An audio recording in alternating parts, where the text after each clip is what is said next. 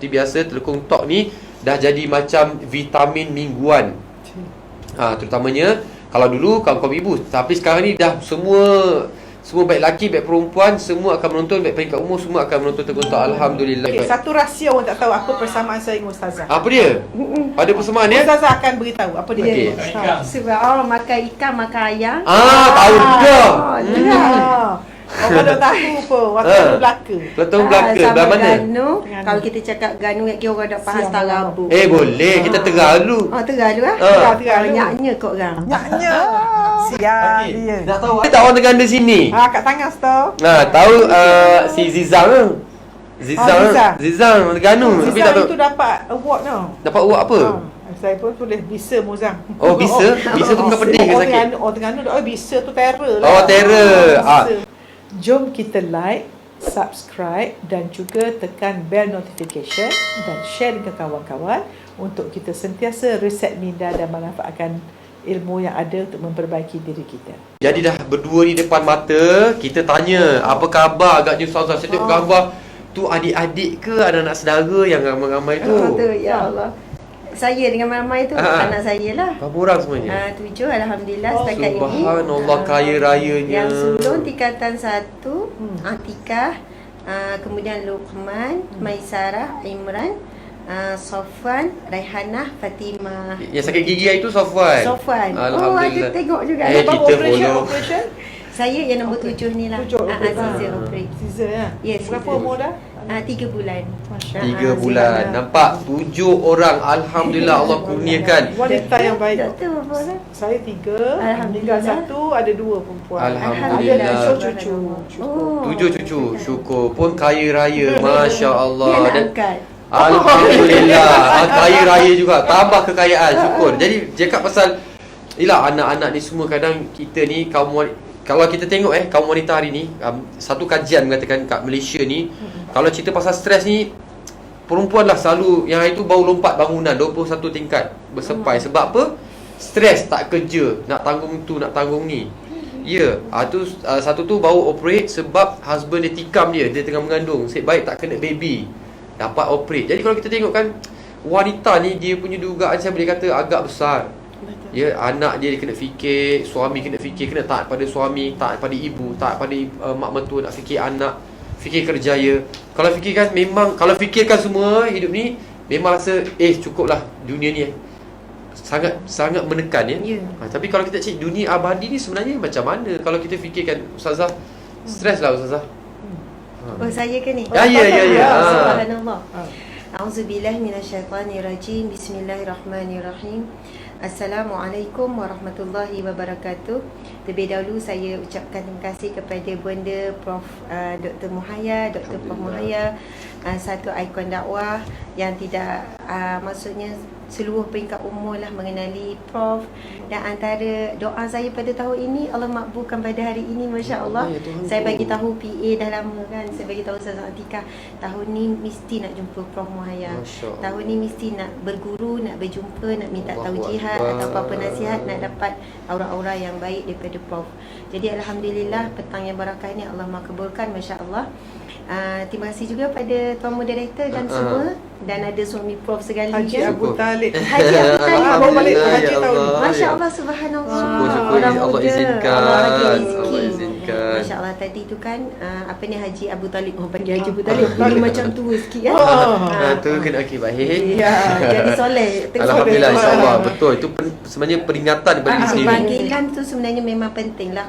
Gelaran tu sangat penting. Kadang kita bukan nak sangat jadi ustazah, tapi orang panggil ustazah, kita jaga akhlak kita kan. Subhanallah.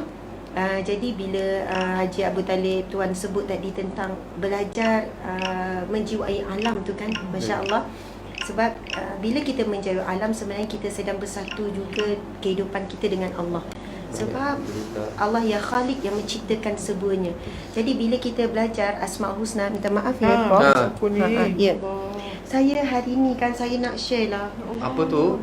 Saya jumpa buku ni, Asmaul Husna, dengan nama Mu Aku Hidup, Tuan Guru Datuk Ni Abdul Aziz Ni Ahmad, arwah Tok Guru Ni Aziz kan. Tapi saya ada cerita yang sangat menarik.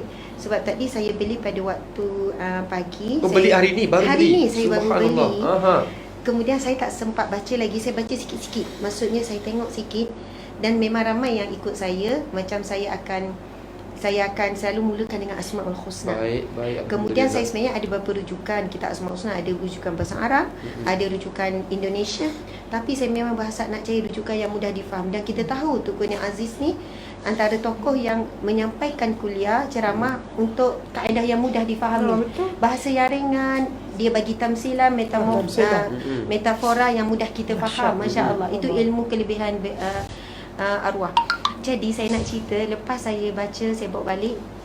Kemudian tengah hari tadi saya lelap sekejap. Tak lama tapi memang saya mimpi jumpa Tun Guni Aziz. Allahu Akbar. Saya tak cerita Allah Akbar, tapi saya ingat mimpi sebab tadi Prof jemput saya untuk minum petang. Lepas tu saya duduk di satu kursi. Lepas tu Prof kata, Ustazah, kursi Ustazah duduk tu ada ramai orang tokoh yang dah duduk. Antaranya Tun Guni Aziz. Dan Prof sebut lagi Ustaz tu, Ustaz ni, anak guru, Nik Omar dan sebagainya. Lepas tu saya terus, Prof, saya mimpi Tun Guni Aziz tengah hari tadi, Prof. Maksudnya mungkin asal saya beli buku ni, kemudian sebelum tidur saya tengok, kan. Tapi dalam mimpi tersebut, ya Allah, nak cerita Nangis. pun memang nak Ceritalah, nangis. Ustazah. Subhanallah. Dalam mimpi tersebut, bila Prof sebut baru mimpi tu datang. Kadang lepas kita mimpi, kita tak ingat kita mimpi apa. Tapi dalam mimpi tersebut, saya dalam satu majlis dengan Tun Guni Aziz. Allah, sebab rasa nak cerita. Lepas tu Tok Guru pun kata, Ustazah mula dulu mukadimah. Ustazah mula dulu ceramah. Saya kata, Tok Guru tak boleh. Saya tak boleh, Tok Guru. Saya tak boleh mula dulu. Tok Guru lah mula dulu. Ustazah mula dulu. Maksudnya Tok Guru bertegas juga dalam mimpi tersebut supaya saya mulakan.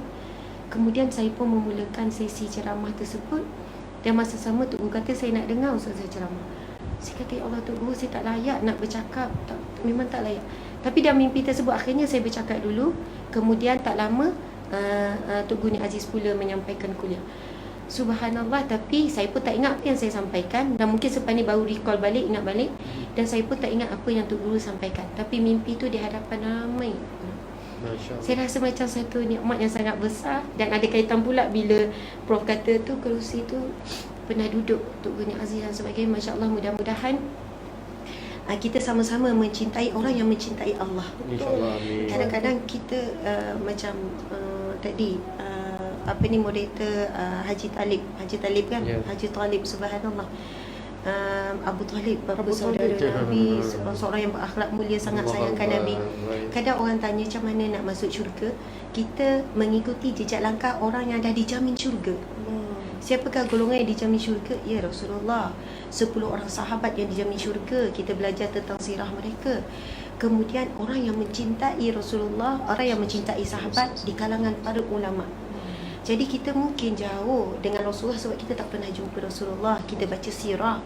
Tapi dengan Tok Guru ni Aziz contohnya, kita pernah jumpa, kita pernah tengok dia depan mata, kita pernah suara Dengar dia dia, masih boleh dengar. Jadi, dan antara yang saya pernah dengar seorang ulama ni, orang alim ni, dia kata dia pernah bermimpi, Allahu Akbar, subhanallah, dalam mimpinya dia bermimpi Rasulullah dengan para sahabat. Soalnya Rasulullah ada dalam mimpi tersebut. Dan mimpi, kalau mimpi Rasulullah, ia adalah mimpi yang benar. Sebab Rasulullah bersabda, mimpi tidak akan, Rasulullah bersabda, barang siapa yang bermimpi bertemu denganku, dia benar-benar bertemu denganku.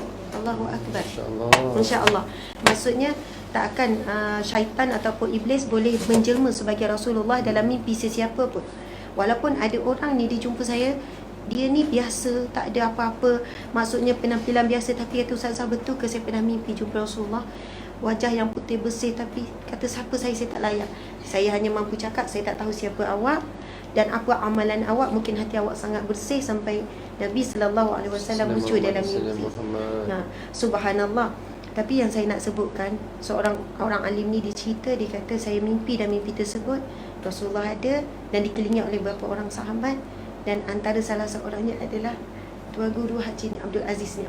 Allahu Akbar. Maksudnya dia mimpi Rasulullah, kena mimpi ada orang sekeliling, tapi dia kenal lah sosok yang bernama Tuan Guru Aziz Abdul Aziz ni. Allahu Akbar, subhanallah. Jadi kan kita ni kan, kita jauh dengan Rasulullah dari sudut yang kemasa, tapi kita dekat Rasulullah insya-Allah ada dalam hati kita. Rasulullah ada dalam hati kita. Tetapi kita nak mengenali akhlak orang yang mencintai Rasulullah, kita mengenali akhlak orang yang mencintai Rasulullah sallallahu alaihi wasallam. Jadi antaranya guru ni sebut kenapa Tok Guru Adnan Aziz ni soalannya muncul dalam mimpi dalam keadaan begitu. Dia kenal in person dengan Tok Guru Adnan Aziz ini, orang yang sangat berusaha sedaya upaya dalam hidupnya mengikuti setiap sunnah Nabi. Berusaha. Cara berjalan, cara bercakap, cara makan, cara mendengar bila orang nak luah masalah, cara melontarkan pandangan, cara tidur. Subhanallah. Ada seorang hamba Allah ni, masa saya pergi Kedah, dia cerita, Ustazah, kalau Tok Guru Aziz turun ke Kedah, saya lah yang akan bawa, saya akan tengok dia tidur, saya akan teman dia. Walaupun kita bagi tempat yang selesa, Tok Guru mesti akan tidur di bawah atas lantai. Dia tak akan tidur atas tilam. Dia tak akan. Saya pun teringat, saya bacakan akhir-akhir ni bersama Idul Rasul. Pernah sahabat menawarkan kepada Rasulullah tempat yang selesa sikit, pembaringan nak lapis sikit lah. Rasul kata tempat tidur ini menghalangku daripada bangun di tengah malam. Rasul tolak. Rasul kekal untuk dipelepah tamar. Rasul kekal dengan bantal yang keras itu. Kita pula tidur, kalau boleh nak tidur lena. Tapi orang yang beriman, orang soleh, dia tidur, dia fikir untuk tidurnya untuk bangun. Tapi kita tidur untuk tidak bangun. Untuk nyenyak. Untuk nyenyak. Kita nak pasang aircon, bau wangi, katil selesa, bantal selesa, supaya kita kata kita boleh tidur nyenyak. Tapi orang soleh, orang yang beriman, dia tak nak tidur yang nyenyak. Sebab tidur itu tidur untuk hatinya bangun, hatinya jaga. Masya Allah, Allahu Akbar. Jadi bila sahabat ni kata, yang selalu menyentuh ni, dia kata, Tok Guru bila nak tidur, walaupun ada katil, dia tidur di bawah, kadang tutup kipas. Sebab dia bimbang kipas itu pun melenakan tidur dia. Allah. Kita mana boleh tidur berpeluh, kalau boleh kita nak selesa. Masya Allah. Kemudian dia kata masa makan, dia kata makan mesti share. Walaupun satu bungkus beli nasi lemak, share berdua.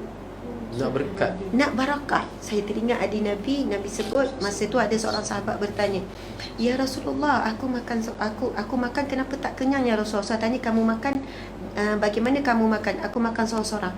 "Jadi kamu makanlah berdua. Kalau berdua belum kenyang, makanlah bertiga." Pada jamaah itu ada barakah. Kita pula faham bila makan cukup kenyang. Tapi orang yang saleh makan yang barakah itu kenyang. Yang kita faham tidur yang cukup itu kuat. Tapi bagi mereka tidur yang barakah itu menguatkan badan. Tidur barakah yang boleh. Ya, tidur yang barakah. Bagi kita rehat yang cukup itu menguatkan badan. Tetapi bagi mereka rehat yang berlebihan panjang angan-angan. Maksudnya itulah kehidupan bila kita kenal orang-orang yang soleh seumpama ini. Dan saya rasa macam bertuah sangat. Boleh mimpi jumpa Tok Guru Aziz pada tengah hari tadi, dan petang ni jumpa Prof pula. Mudah-mudahan kita berada di circle yang baik sampai akhir kematian kita. Sekian, minta maaf jadi panjang pula. Tak apa, syukur. Menarik tak topik hari ini? Kalau you rasa ada topik lain yang nak saya bincangkan, sila tinggal komen di bawah. Nak tahu lagi tentang formula kehidupan secara detail, secara ilmiah bersama saya, sila ke www.resetminda.com. Hai, Assalamualaikum. Okey, sekarang ni Wai tengah pakai khemah daripada Prof Muhaya X Bawal Eksklusif. Sekarang ni Prof Muhaya dia keluarkan khemah terbaru, collaboration bersama Bawal Eksklusif. So, dapatkan sekarang sebab dia ada banyak sangat colours. Dan juga tengok ni, Swarovski. Jangan lupa dapatkan.